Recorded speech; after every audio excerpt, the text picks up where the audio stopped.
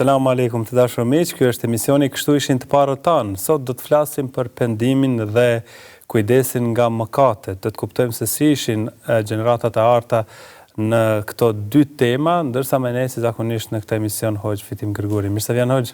Mirë se gjejmë.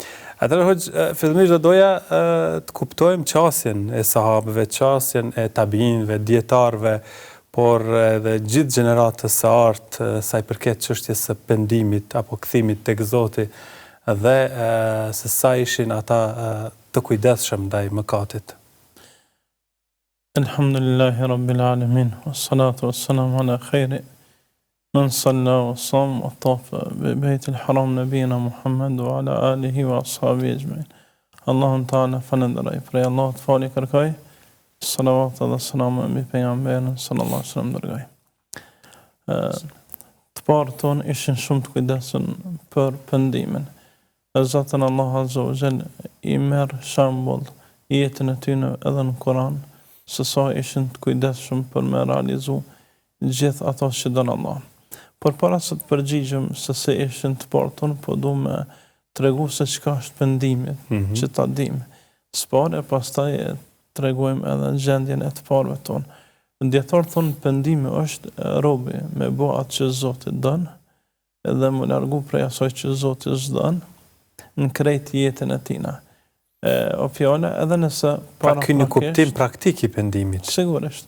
Edhe nëse paraprakisht jeta e tij s'ka qenë si në bazë të kërkesave të Allahut, kthimi i tij sipas kthimi i jetës sipas mënyrës që Allah Azza wa Jall e kërkon është pendim. Pra, një kthim i padiskutueshëm prej tina dhe i gatshëm për më përgjigj çdo urdhë dhe çdo ndalesë quhet pendim në aspektin shariatik. Pra kështu e kanë kuptuar edhe gjeneratat e para. Ishin të parë. Kështu e kuptuan, ndaj ata që hynë në Islam ishte proces i krejt jetës tyne pendimi, prej fillimit jetës dhe vdekja ishte tyne me pendim. Pse? Për shkak se nuk ka mundësi nësë një qas njeri me mendu ndryshe me jetu përveç sa asaj që Allah o dan. Dhe çdo tentativ për me dalë prej jetesës, mënyrës, sistemit jetesës, prej asaj që Allah o dan, kësë quhet pendim. Ndaj pendim është ai kthim i panegociueshëm në raport me Allahun dhe sistemim i jetës mbi bazën e kërkesave tina, qofshin aspektin e urdhit apo ndalesës. Po largimi nga mëkatet? Nën kuptohet. Në njeri që ruhen nga ndalesat, largohet nga mëkatet. Në njeri që i kryen urdhnat, nuk bën mëkat. Mirë të ceka, për shkak se shumë njerëz, për shembull thotë unë s'po bëj keq, ndërsa nuk e sheh keq nëse nuk falet. Mos praktikimi i obligimit është e keqe e madhe dhe është më e madhe e keqe se sa me bën ndonjë mëkat. Për shembull lania e namazit, nuk jena në Islam gjëna më të madhe që dikush më ne bën se sa me u rebelu Allahut Azza wa Jall. Ndaj gjithë ata që thonë kam zemrën e mirë, mjaftohen me fjalë, pa vepra, ngjan sikur se një njeri që pretendon, po nuk më në vërteton. Mbetet vetëm pretendim. Po mbetet pretendim, po jo realitet. Dhe Hoxh, a është gjithmonë pendimi pasojë rrjedhë e mëkatit? Jo, nuk është pendimi, është sistem jete. Nuk ka pra të bëjë vetëm me mëkat. Është aktiviteti i vazhdueshëm që s'ka të bëjë vetëm me mëkat. Ka të bëjë edhe me kryerjen e obligimeve. Për shembull, mas çdo namazi çka jemi detyruar me thonë, Astaghfirullah, 3 herë më pëndu të Allahu me kërku falje. Pse këna bëjë gjuna gjatë namazit? Asësi, nuk është çështje gjunahën, po është çështje se ka mundësi në ikën disa përjetime, namaz, disa koncentrime dhe kërkojnë Allahut falje që nuk ishëm ashtu qysh ti kërkon maksimum për me qenë. Ndaj, kjo është çështja e pendimit. Çdo njeri që pendimin e lidh direkt me gjuna është gabim. Pendimi është sistem i jetës. Qasje e kufizuar. Është e kufizuar, është shumë e mangët që nuk e jep pamjen që Zoti dëshiron. Se ne jemi detyruar me i kuptu gjërat sipas qëllimeve që Zoti don. Dhe jo sipas dëshirave tona. Për shembull në aspektin gjësor, namaz, sala i bën lutje. Nuk po thotë Zoti më lut, po do të patjetër me marr kuptimin që Zoti kërkon me kry namazin ose zakat, pastrim më pastru. Andaj nuk mjaftohemi vetëm me kuptimin e parë. Po e kemi në kete pejgamberin e Islam se na kur kemi thonë la ilaha illallah, kur kemi dëshmuar se s'ka të adhuron me merit për Allahut, këto këna bo bi Muhammed Rasulullah, me Muhammedin e dërguar në Allah, të marrë si shëmbëltyr në procesin e jetës dhe adhurimit ndaj Allahut azza wa jalla. Dhe si zakonisht është, si gjithmonë në emisionet tona, edhe në këtë emision dhe doja që ndalemi të qasja se si e lidh Kurani që është e pendimit me mëshirën e Allahut. Spore Kurani e lidh pendimin me dashnin ndaj tina. Tregon Allah azza wa jalla se i dën ata që pendohen. Thot Allahu inna Allaha yuhibbu at-tawwabin wa yuhibbu al-mutatahhirin. Allahu i dën ata që pendohen dhe ata që pastrojnë.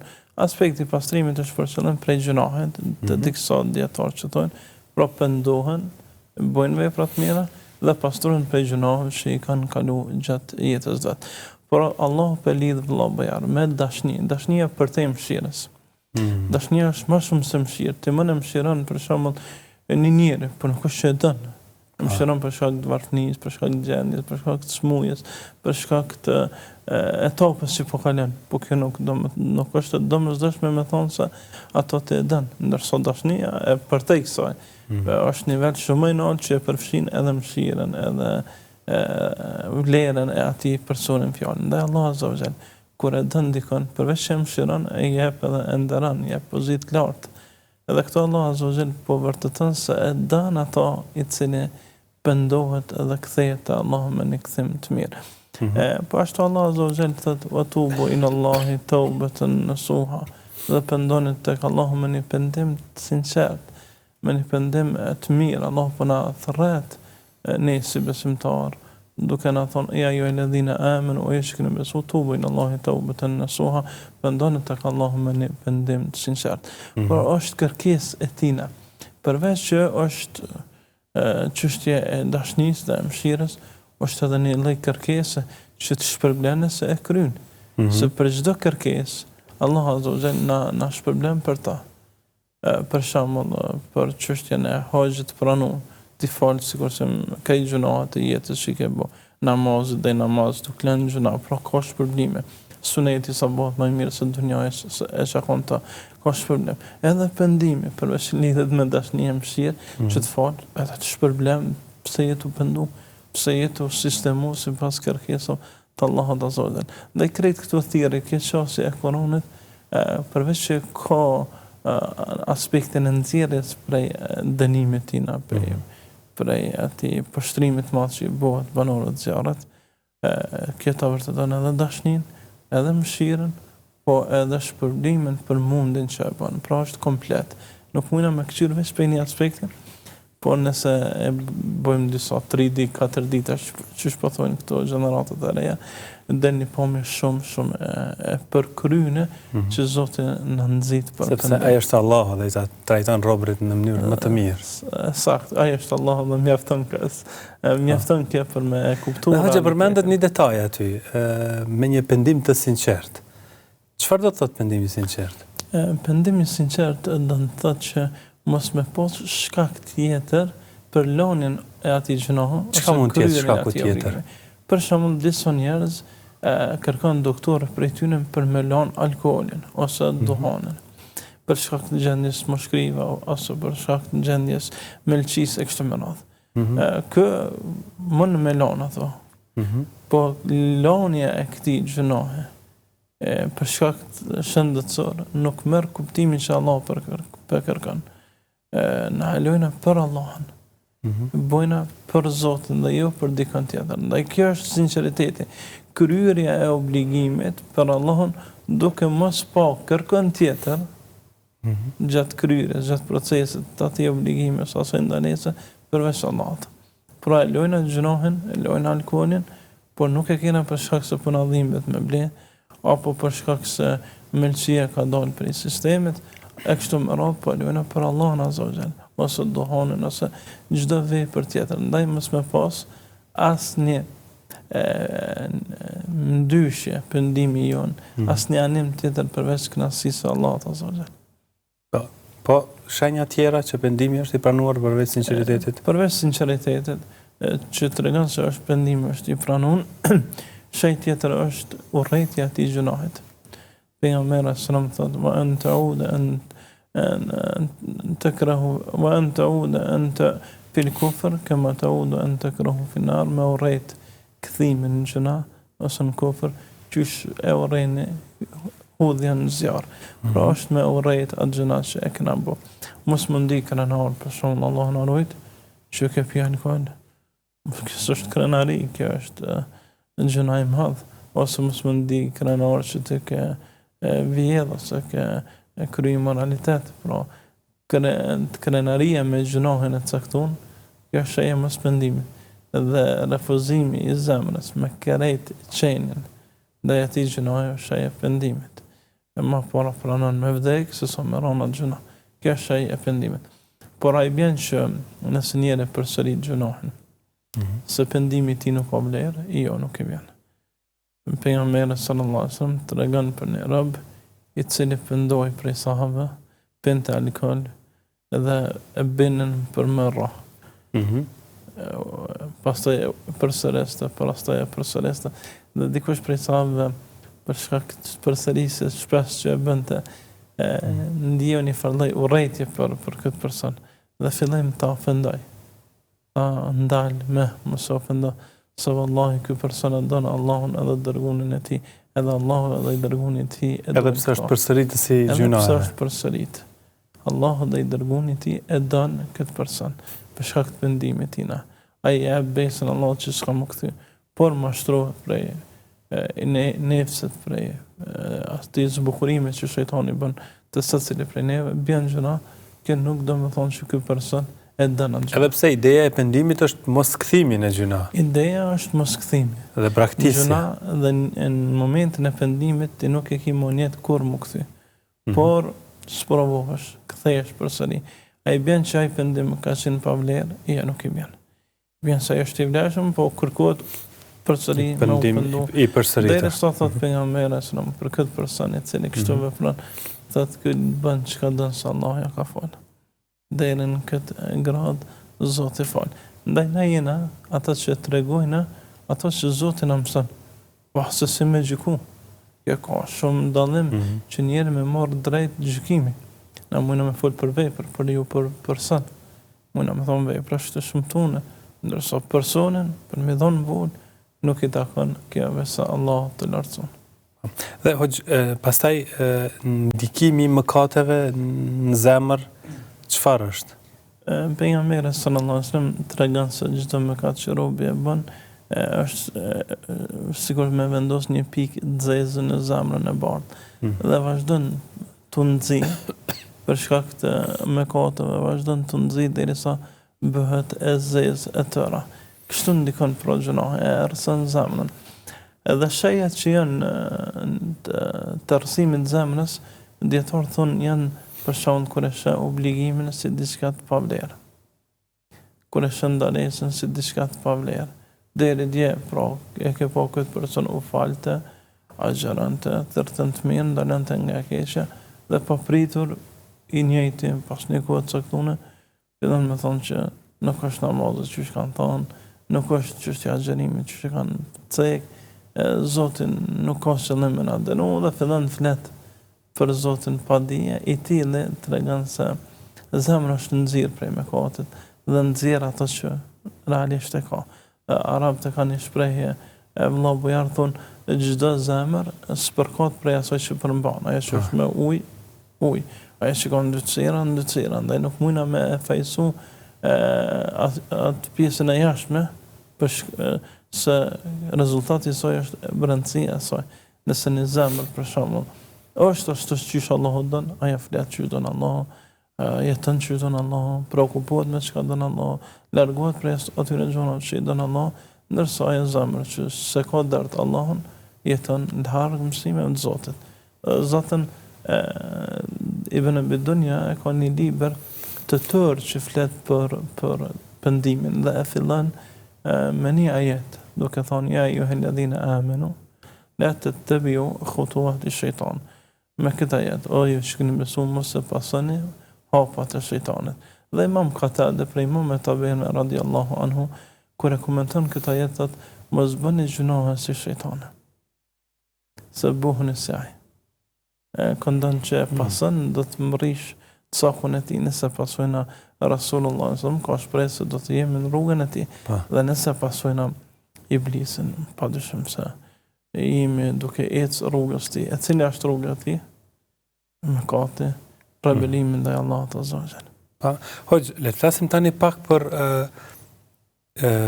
një kategori njerëzish që flasin për çështjen e pendimit me afate apo me reflektime, pra kërkojnë kohë që të reflektojnë pastaj të pendohen. A ka dallim mes këtij pendimi dhe atij pendimit menjëhershëm që bëhet? Nëse lexojnë në jetën e sahabive dhe çështjen e pejgamberit sa më shiu bënte këtyre njerëzve një mend ka dallim të madh. Njëherë një prej sahabëve me emrin e cili ishte Eba Mesud, babai Mesudit, kishte një rob dhe bëra i robi i tij një vepër që s'dohi ta bënte. Kë ngrehu shkopin për me godit. Pejgamberi sa më tha me ja Eba Mesud ndal o Ebu Mesud se Allahu është aqdar minke, Allah është ma i mundshëm për ty se sot ti që je për ta. Pra ja kujtoj mbikëqyrjen e Allahut. Në moment që dëgjoj këtë hadith, thaj dërguni Zotit që është i lirë për Allahun. Tha vallahi nëse vënojshë këtë fjalë, do të përbinte zjarri i xhenemit. Do të çofton të zjarri i xhenemit. Që nuk kupton? Që nuk kupton se pendimi është i shpejt, nuk ka nevojë njëri me mendu. Do të moment që e njën thirrën për tek Allah me ju përgjigj, ndërsa që thotë kam ko, jam i ri, vjen një ko, lem të mendaj, si jam i bindur, krejt këtë të regan se kjo nuk e ka për me. Nëse Zotin arrujt, e kemi rrezikun potencial prej trenit, a thojmë për të mendaj të largohem, apo do të me vrap tikun prej ti? Padyshim se dyta, nëse ti mendohesh, mendimi jote do të ketë përfundim të mërshëm. Kështu është edhe të çështja e pendimit. Ndaj nuk ka nevojë askush prej neve me qitë barrierë mes tina dhe pendimit me këto se ndoshta do të jetoj, ndoshta në pleqëri do të falem. Ku pe dinte që e mbrin pleqërinë? Ku pe dinte që kemi pas jetë? Kush na garanton se kena me jetu mas të përfundojmë këtë emocion? Ose a do ta përfundojmë apo jo kësë në dorën tonë? Jeta njerët në çdo çast është më afër vdekjes. Edhe e mira gjithë kësaj është se nuk e din kur njeri fundin e tij. Ndaj krejt këtu arsye janë arsye që thash në gjasën me atë ikjen për i trenit që njëre thot jo në po mendoj edhe pastaj pas ca sekonda mendimi ti më herë kohje shumë tunë Allah në rojë që mund me përfundu me fatalitet. Dhe sigurisht që ka mekanizma se si të mbrohet njeriu nga përsëritja e mëkateve pas mendimit, për çka edhe do të flasim në pjesën e dytë të emisionit. Dashur miq, qëndroni ne kthehemi pas pak.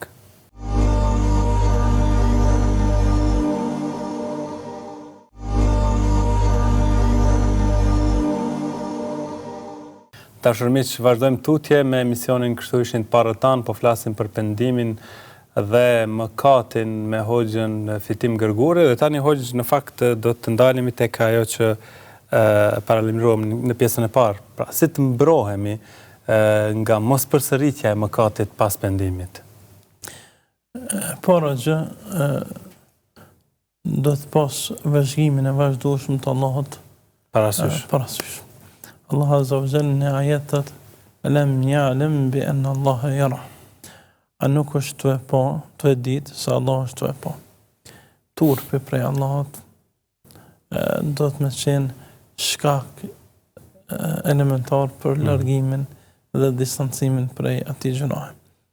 E dyta gjë, gjitha jetët që Zoti Dhul Xhelal flet për pendimin, flet për një pendim që largohet prej gjunahit. Jo një pendim që vazhdon gjunah. Allah azza wa jalla thotë ghafiru dhanb, qabilu tawb, shadidul iqab. Pranues i falës i gjunahit, pranues i pendimit është Allah, por njëkohësisht është edhe ndëshkues i rreptë. Ndaj na pedim sigurt se e bëm gjunohen, po sim sigurt të pendimi. Për shembull, nëse e këshyrëm surën Jusuf, vëllezërit e Jusufit a.s. thanë, wa takunu min ba'dihi min as-salihin. Bënë ju këtë gjuna mbet në Jusufin, e pastaj keni më bu burrat mirë. Sa i zgjati mos pendimi, disa dietar thonë 80 vjet. Pra 80 vjet ose disa 40 kështu më radhë, po shumë ju ka zgjat pendimi i tyre. Ndaj mund me bëni një gjëna, po kush nuk mund me të garantu se mund me pendu prej ti. Sa ka njerëz vëlla bojarë që kam problem me shikimin haram, që 10 vjet, 20 vjet, nuk më në lënë. Edhe pse më nuat, nuk më në lënë. Pse? Vetëm e gjë është përsëritja e atij gjënohi. Ose ka problem me ndonjë gjëna tjetër caktuar, me duhanin, pirjen e alkoolit. Zemra ka qef shumë për me lanë kë, po vazhdon përsëri. Vazhdimi në vepër është rrezik që ta mbyll pendimin, jo në aspektin të mbyll dyert të Allahut, po në aspektin që çdo gjëna e ka një kundër efekt. Dhe i kundër efekt ndikon mos stabilizim të imanit. Gjunohet e zemrës janë më të rënda se gjunohet e trupit, se sa dhimbjet e trupit, dhimbjet e gjunoheve prej zemrës. Por problemi që ndërsa ato nuk i ndihmë, ndërsa trupit i ndihmë, ndërsa ato reflektojnë sa herë për shembull na ndodh që Zoti na rujt nuk jem fare të koncentruar në namaz. Kjo për çka është? Si pasojë e gjunohet. Ose ndodh dikujt edhe me flenë këtë sabat, mos më dal namaz, me fal në xhamin e së është i moshës madhore, gjenisë mashkullore. Rëndimi i arganit ma shumë se imani është çështje e mëkatimit. E kështu me radhë, pra ka pasoja që na nuk i vrejna, por asosieri nuk do të më thonë që po vazhdoj për bëj edhe këtë gjëna e pastaj pendona. Kjo është hile e shejtanit që kështu ja bën njerëzve prej njerëzit parë deri në të fundit. Kështu ja bën Ademit a.s. të i thonë, shiu ti këtë pemë, se do të bëhesh i përjetshëm në moment ke shkak e gjëna për më largu prej gjëna. Pra është mekanizmi parë është turpi në këtë rast. Si e shihnin sahabët gjunahin përmes këtij mekanizmi? Sahabët ishin gjenerat që lirisht mund të them kishin arrit gradën e të jetunit sikur se Allahun po e shohin. Ose mos pakti sikur se Allahu po i sheh. Pra me ihsan. Kishin jetu gjithë me ihsan. Dhe kjo është që i dallon prej gjeneratave të tjera. Zatën kur flasin dietarët e mëdhenj për sahabët si gjenerat, dhe pastaj për dietarët e tjerë në gjeneratat e tjera, e thonë që shumë herë i gjejmë ata që erdhën pas tyre më shumë në adhurim se sahabët, në sasinë e adhurimit. Po asesinë cilësinë e tyre. Për shkak se ata ndoshta nuk i falnin 100 rekate në ditë, po i falnin 20-30 rekate, ato i bënin sikur se Allahun po shohin. Dhe sa ata që erdhën më vonë, kjo filloi të dobësohej. Dhe shtuan sasinë. Edhe u shtu sasia. Dhe jo do e mos sasia sjell cilësi. Ka shumë raste kur cilësia është sasi. Për shembull, pasi të zgjohemi në mëngjes, logjikisht i bën se sa bëmë të qenë më gjatë pak se im të pushushëm. Po pse është shkurt? To menja ju se kap. Dhe pse jatësia e pastaj namazin natës, edhe pse i lodhën, është më gjatë, kjo nuk më varet pastaj prej logjikës njerit. Jem të lumë në pasim për ju edhe në detajim ose futjet mendjes në këto gjëra. Ndaj, esenca është njeri me u mundu sa ma shumë me bu adhurimin qysh Allahu peshe, qysh e bënin sahabët. Dhe kër e arrin këtë grad, pastaj nuk ka rëndësi sasia. Ndërsa ka shumë prej neve që agjeran, fal namaz, bën këtë adhurim, atë adhurim, por nuk e ndjen adhurimin, nuk i shajat e adhurimit në jetën e tina. Nuk e ka rahatin shpirtnore që e kërkan, nuk e ka rahatin prej distancimit me katëve që e kërkan e kështu më radhë. Me katët e kanë rrethu, janë fut në shtëpi, janë fut në familje. Sot të sahabët gjitha këto ishin pa imagjinueshme. Pra, si gjenerat ishin ndikum prej kësaj. Një rast për marrë prej kohës së Omerit radiallahu anhu, për me pasë se ishin këta njerëz. Omeri kishte radiallahu anhu zakon delte në Medine.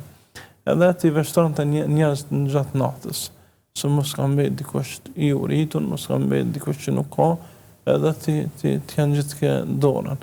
Edhe pse kishte shumë punëtor që ja krynin këto punë, po përsëri ai vetë dëshironte të ishte bajraktar i kësaj rruge.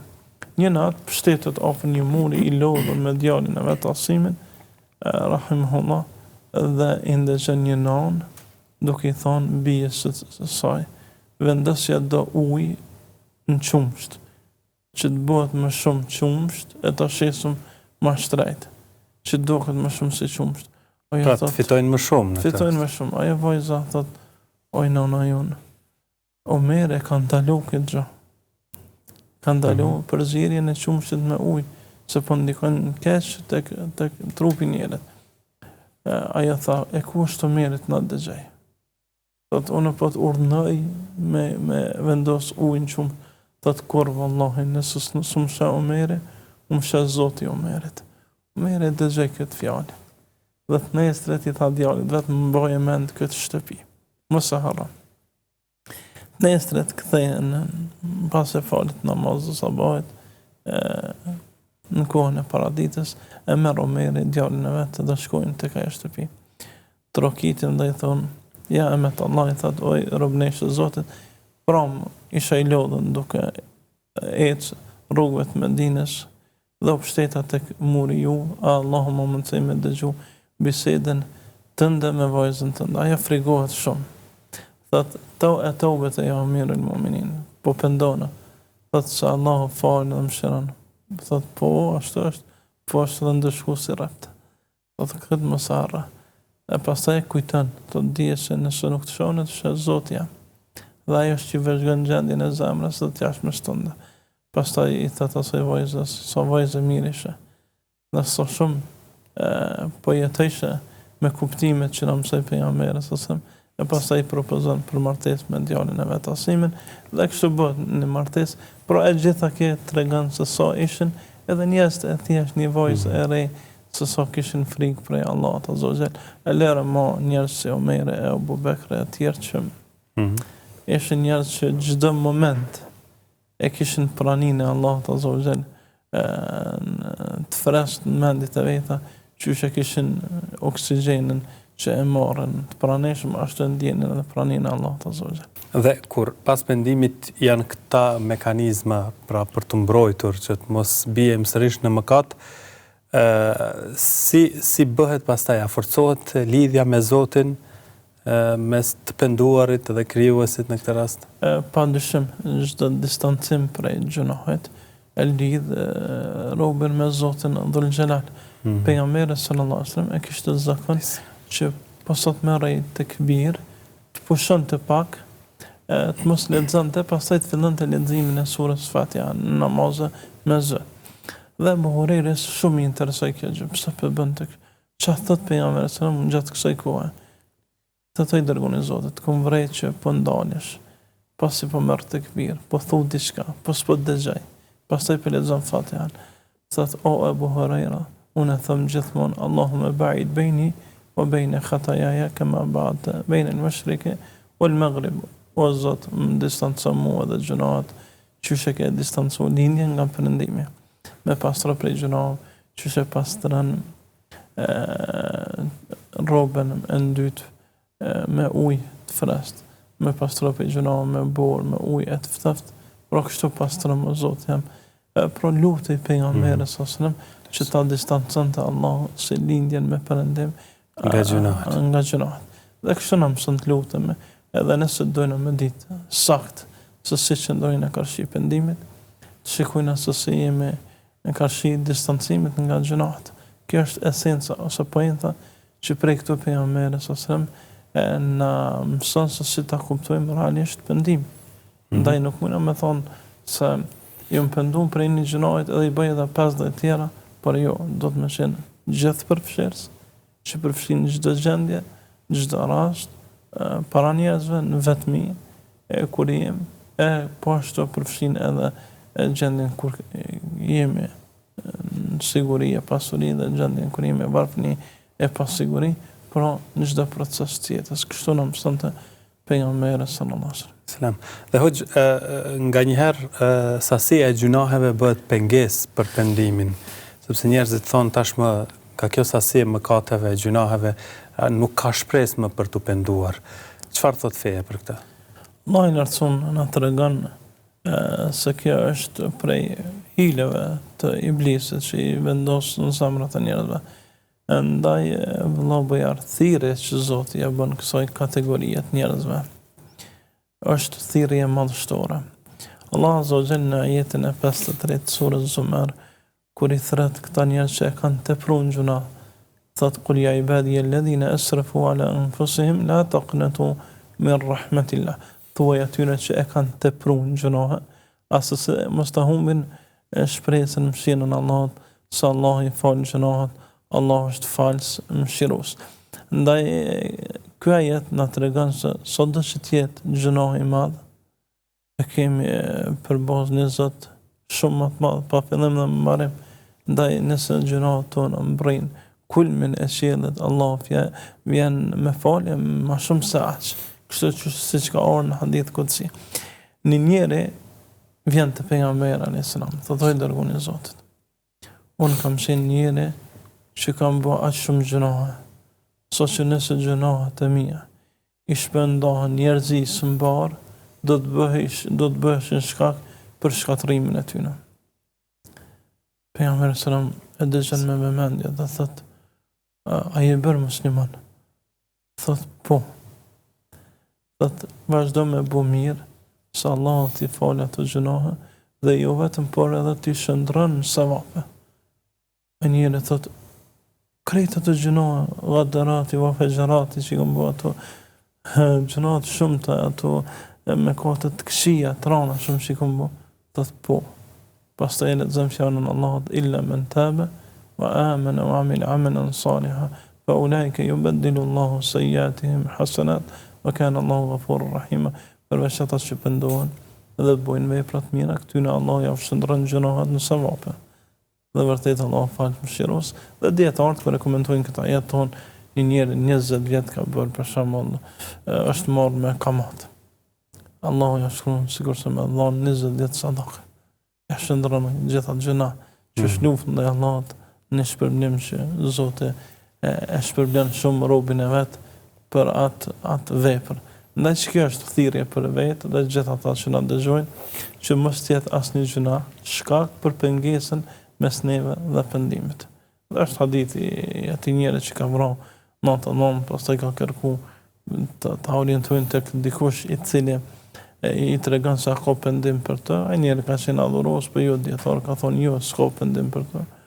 Ky mëson me vrarë, ata në të jej 100 e vret edhe ata, pastaj përsëri lyp e mbrëmshme derisa ata arrin tek një dietar i thot po ka pendim, askush nuk mund të yahulu bainaka wa baina tawbat futën mes teje dhe pendimit, thot por do të largohesh prej popullit që je sa ata të nxitin gjuna. Pra e orienton në vepër që nëse e bën pendimi jo të merr kuptim. E pastaj ky njeri niset drejt atij vendi ku urdhnohet për me shku dhe gjatë rrugës vdes. Në cakton Allah vdekjen e tij dhe me lajket e mëshirës dhe dënimit kanë një lloj si konflikti në mes vetes, e cila po e merr. Ky njeri kishte vdek ende pa mbrit në gjysmën e rrugës te vani i pendun, por Allah i urdhnon me lajket dhe thot mat në vendin, nëse ka kalu gjysmën e morën mëshirës, nëse jo dënimit, Allahu për shkak të pendimit i afron tokën ka vani i pendimit dhe e morën me lekët e pendimit këtë person. Pra Allah është në gjendje me bojë gjithçka për robën që pendohet. Është në gjendje me bojë dhe jo vetëm por gëzohet shumë me pendimin e tij, edhe sjell pejgamberi sa një shembull se sa shumë gëzot Allah kur një rob pendohet duke tregu për një njeri i cili ishte në shkretin dhe me të ishte devja që ishte së mbushme me ushqim e pije, që t'ja mundësonte me të i kalu shkretinin që rrugtonte në të, thot dhe paprit mas shtetet tek një pemë për të pushu, kur zgjohet e gjenë se devja ti ka ikë, nuk qëndron afër ti, ngritet për me kërku, nuk më një arrit datë, dhe kthehet tek ajo pemë që ishte të pushu dhe pret vdekjen. Gjendja ranë, s'ka, nuk mund me të i kalun kam rrugën, nuk ka ushqim as pije, gjithë është tokë shkret, që nuk ka burime të ujit. As pemë për më ushqy prej tyne, pastaj e ka për gjumë dhe kthehet devja afër ti, pe i gëzimit madh kur zgjohet e shet devën afër, thot, o Zot, falenderoj që ti je robi jam, unë jam Zoti jot. Atë nga të kundërtën nga gëzimi i madh, kështu gëzohet Allah azza wa jall kur një rob pendohet. Po. Dhe hoxh, a mund ta dalloj besimtari që pendimi i tij është i vërtetë dhe nuk është një pendim euforik, nuk është një pendim vetëm një ndjenje e përkohshme e të kthimit te Zoti? Patjetër, nëse është i vazhdueshëm, kjo është siguri me lejen e Zotit se nuk është çështje emocioni, po është çështje realiteti që tash ato jeton ta.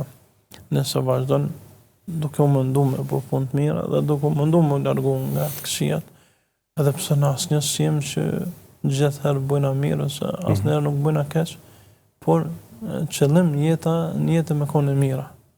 Dhe qëllim jeta me konë distancimi prej të keqe, e pastaj kjo është rrezik prej Allahut, sot që ka caktuar na kena me marr prej tina. Por në sens, nëse jem të kësaj kategorie, që mundohemi për mirë, andaj dhe mund distancu nga keqja, shpresoj te Allah se ky pendim është i mirë. A ndryshon pendimi jetën? Sigurisht. Rrënjësisht.